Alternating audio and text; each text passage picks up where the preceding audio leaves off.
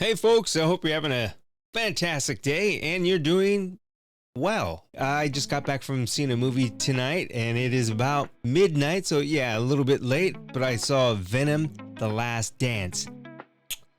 If you followed along on the movies, you might like this one.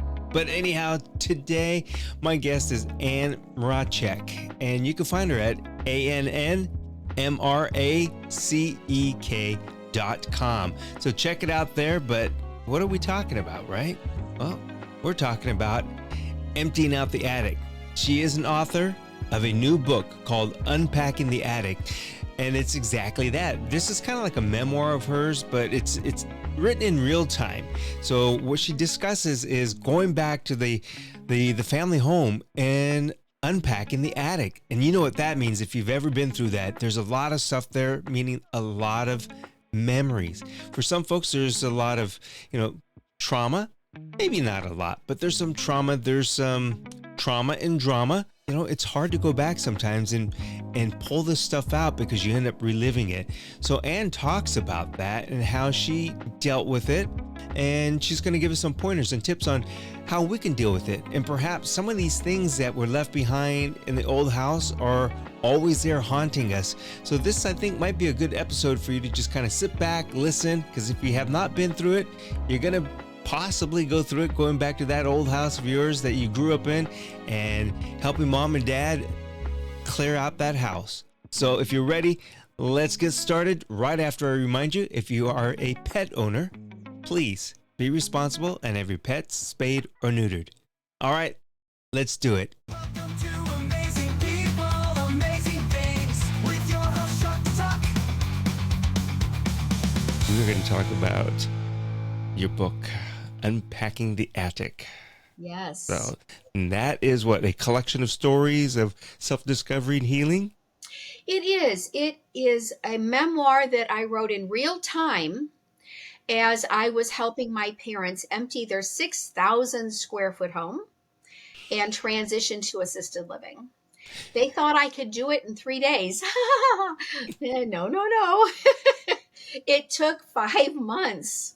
Oh, gosh. It was a daunting task, but I used it as an opportunity to heal, to revisit childhood traumas and memories, to address family dynamics that were broken, relationships within the family that needed healing, and came out the other side really a different person.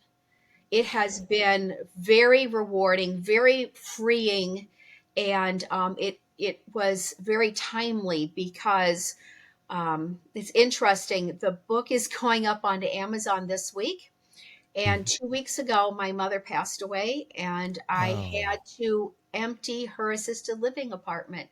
So talk about coming full circle. Yeah. Yeah. My condolences to you on that. But the good part about all that is my relationship with my mother was healed through this process. And so we finally, after all these years, parted friends, which was a very good way to come full circle because we had had conflicts and problems my entire life until I wrote this healing memoir. And I take the reader in real time through the process that I went through to rediscover my childhood, to reframe it with an adult perspective, to send love and healing back in time, and to express a compassion and understanding to the adults in my life that were causing the trauma, because children, of course, don't understand all of the adult dynamics. They see the world as just in the moment and as them being the causation of everything. And when we allow ourselves to honestly revisit those old memories and reframe them as an adult, we can stop those trigger points where we keep reacting emotionally as we did when we were a child. As far as going back to your cleaning out the house, emptying out the attic, so to speak. Yes, yes. A lot of times I think many people have a problem doing that because they know that there are issues there left behind in that house, Yes. and they don't want to go back to clean it out. But also at the same time, I think too, is that rediscovery of the good times, because you start pulling Right. things out, and one might be good, two might be bad, three might be good, one might be bad. And can I ask you, did you have a fear of going to the house and doing that, You know, or? at first I did, Mhm. but I began journaling, which was the beginnings actually of the book Unpacking the Attic, and writing in real time all of these memories as they resurfaced. And I began to find a lot of inspiration from my Hmm. childhood as well. So, yes, there were broken things, there were traumas, there were things I needed to fix and heal, but I also found a lot of strength and a lot of power. So you keep the good and you learn to let go of the traumas and learn to let go of the bad. For example, I found 2 boxes of Epsom salts in the basement. Okay. So the chapter is called, Did I Tell You About the Turtle? My father, my father had brought home a poor turtle that had been hit on the road and left to die. And the poor thing's shell was cracked. It literally had maggots eating inside of it. It was just pathetic. And we bought Epsom salts and we gave him baths, and he healed. We fed him eyedroppers of water and mealworms and tomatoes and all these good things, liver pate for our little turtle. And he ended up winning the school turtle race at the picnic at the last day of school. Oh wow. Well, put it this way, he would have won had he had a better sense of direction of where the finish line was. But he was definitely the fastest. But that fond memory, I called on much later when I was 16. My neck was broken in a horrific car wreck. And the surgeons wanted to put a rod down my spine to immobilize my neck, to screw a halo brace into my skull. And I'm 16. I've been a dancer all my life. And to that, I said, no, thank you. I will heal. I am young, I'm strong. But I went to the chiropractor every day. I still go. And it did heal. It did leave me as a chronic pain patient, but I have mobility and I was able to continue my dance career. But I'll tell you, the thing that I drew on the most for strength was the memory of that silly turtle. As I Okay. laid there with a cervical pillow around my neck and liquid fire of pain going through every nerve, I just kept remembering back and I thought, if that turtle can heal and run again and win a race, so can I. Yep. And so there were many things, many stories that surfaced that I journaled, that were positive and reinforcing and encouraging. So another example is my mother used to can applesauce. We used to go and pick our own apples every fall. And that to me was very inspiring. To this day, I am now an organic gardener. I make all my own pasta sauces and pestos and salsas, and I can every fall, well, really all summer, the harvest that we bring in. And you'd be surprised we only have half an acre, and we have a small orchard and raised beds gardens. And that was another thing that I took from childhood. And I journaled about it when I found the canning jars that my mom had piled in the basement. So, there are positive things as well as things we need to heal from. Yeah. Is this what you call healing the inner childhood, It or really is. healing the inner child? Really, I The inner guess, right? child, right. And I found that as I was finding items from the house, literally seeing things from my childhood carried out for the last time, they were triggering some real traumas as well. One of the biggest childhood traumas really is rejection. And this was personified by my grandfather, sadly. The only grandparent that I had that was lived into my later childhood was my paternal grandfather. And Stoic Pop never said anything but two words to me that I can ever remember.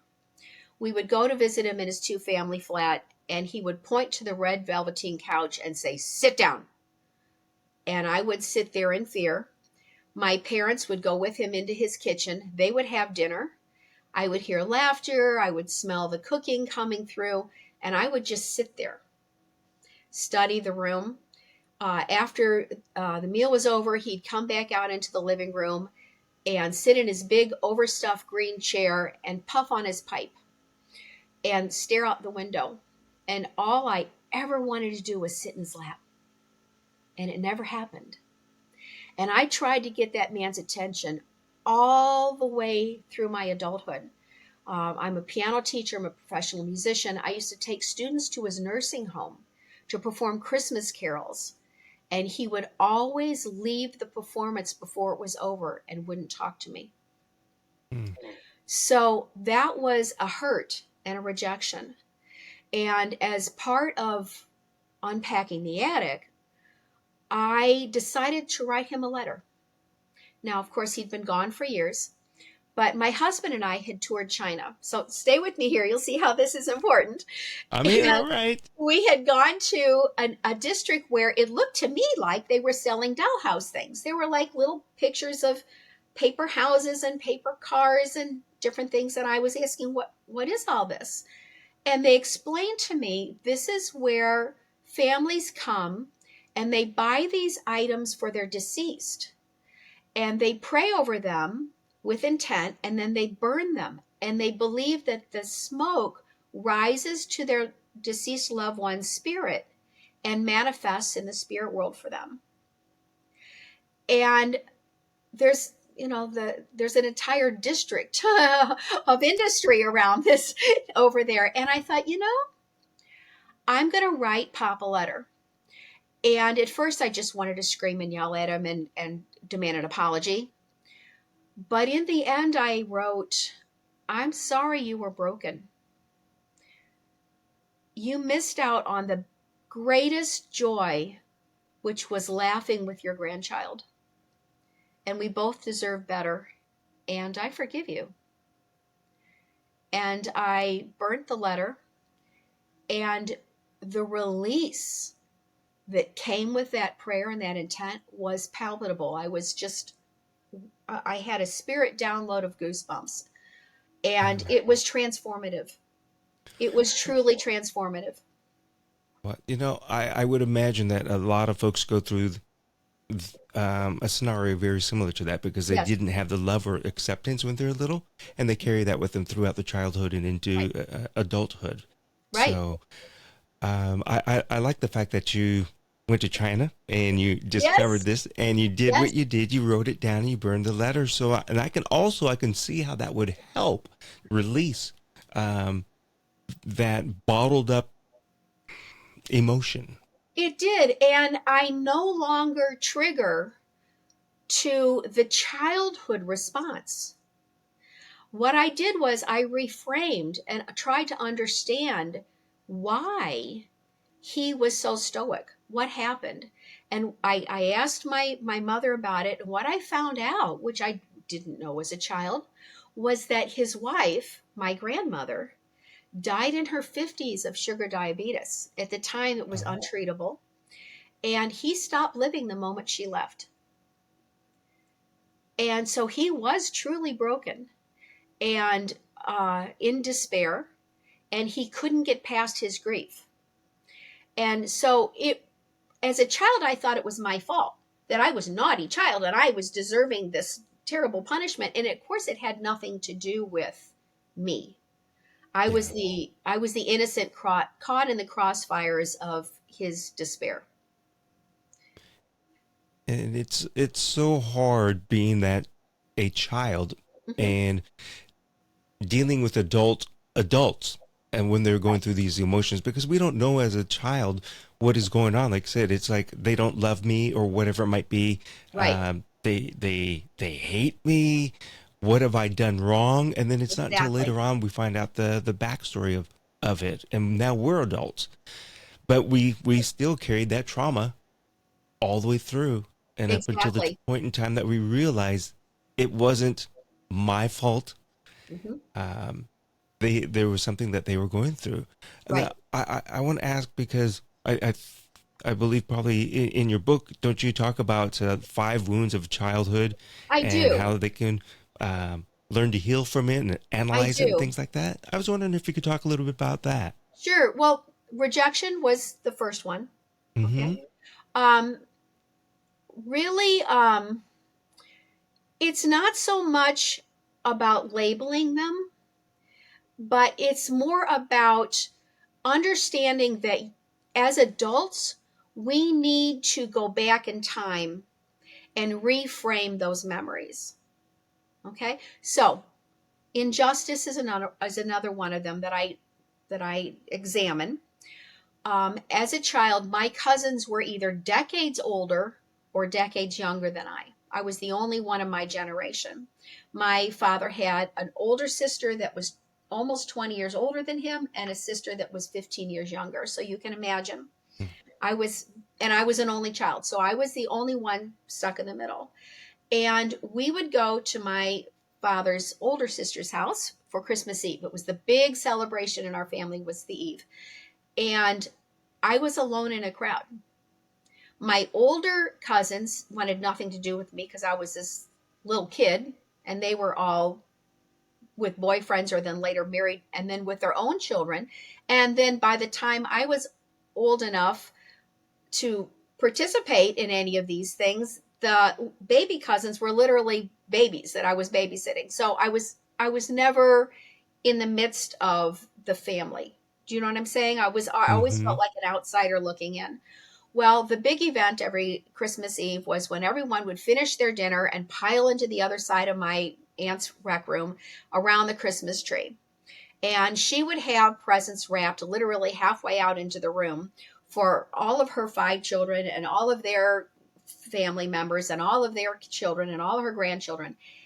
And I would withdraw to the back of the room and sit and look at the painting over their built in bar because there was never a present wrapped up for me. Never. Well, one exception. There was one time when Auntie had a tiny little music box wrapped up for me that played the theme from Swan Lake by Tchaikovsky 2 octaves higher than he ever meant it to be performed.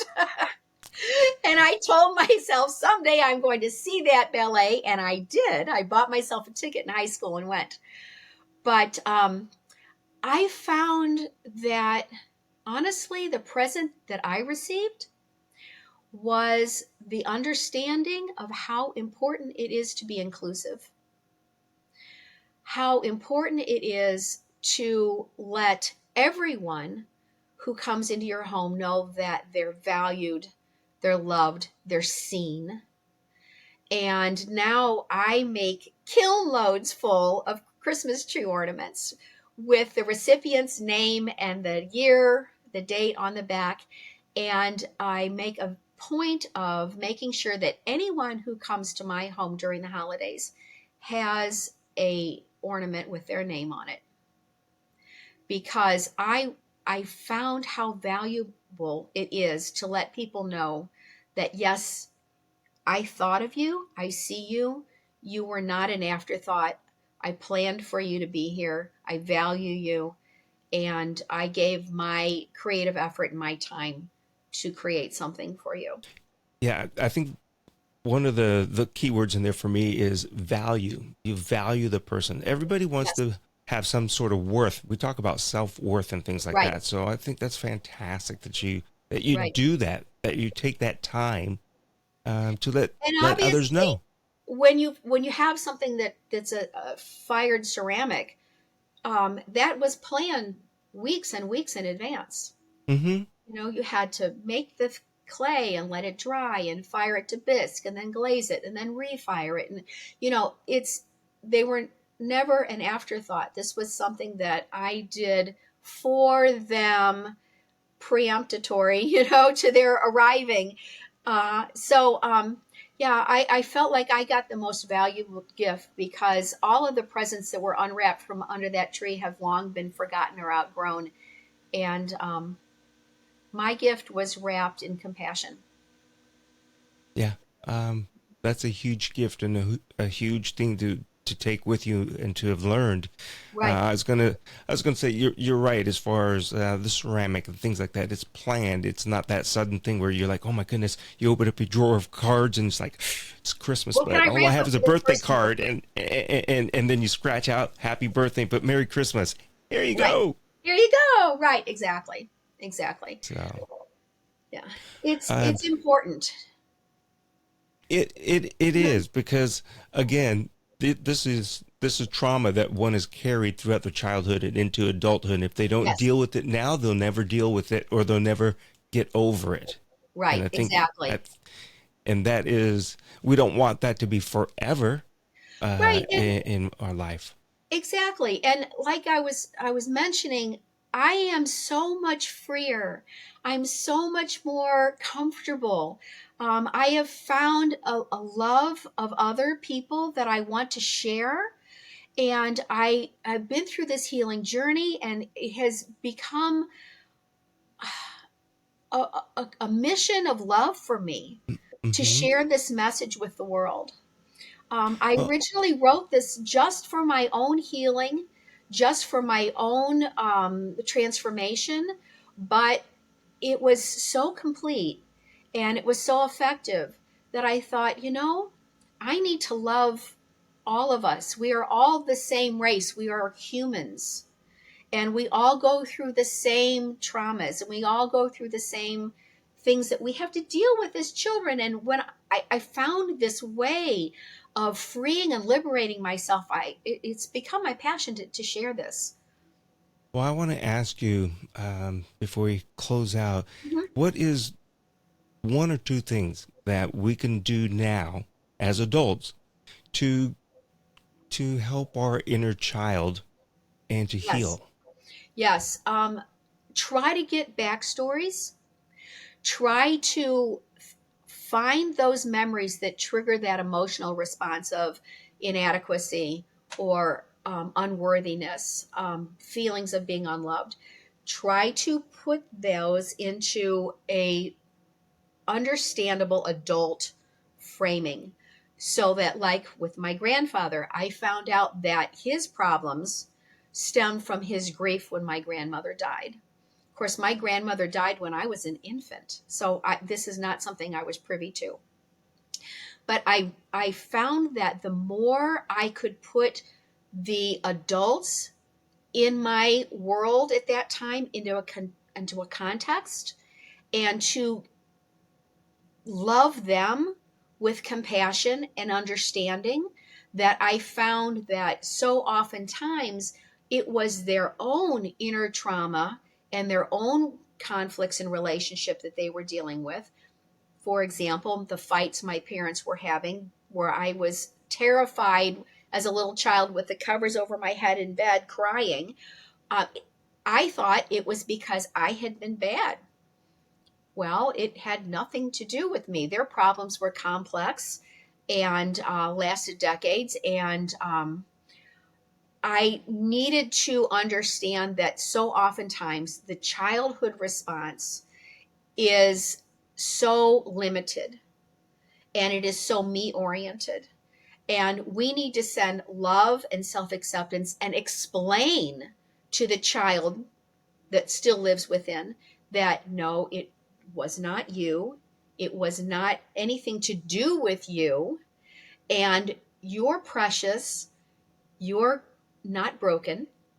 You're a beautiful, flowering example of creativity of the universe. And you need to give yourself the freedom to get up off of that red couch in your grandfather's room and move forward and find your voice. Yeah. We need to take care of each other. We need to send self-acceptance, love, and compassion back in time, not only to our inner child but to the adults that were within the scenario as well. We need to reframe those memories so they don't continue to trigger that childhood emotional response. Right. Mm-hmm.